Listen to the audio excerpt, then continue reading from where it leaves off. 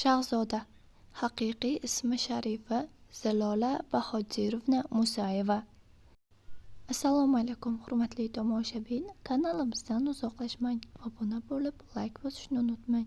Eng tezkor, eng ishonchli, eng so'nggi ma'lumotlarni faqat bizning kanaldan topasiz. O'tkazib yubormang.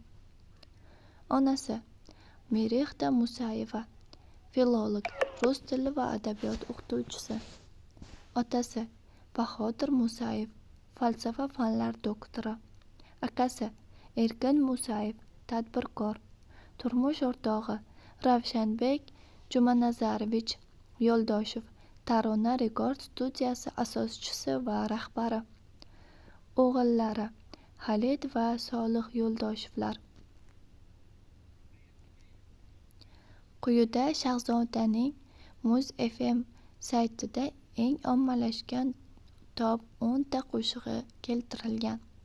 Birinchisi ket, ikkinchisi balki, uchinchisi tilayman, to'rtinchisi keragimsan, beshinchisi hayoti, oltinchisi bir dona, yettinchisi alla, sakkizinchisi seni osmonimga olib ketaman, to'qqizinchisi qaynona, o'ninchisi mayli.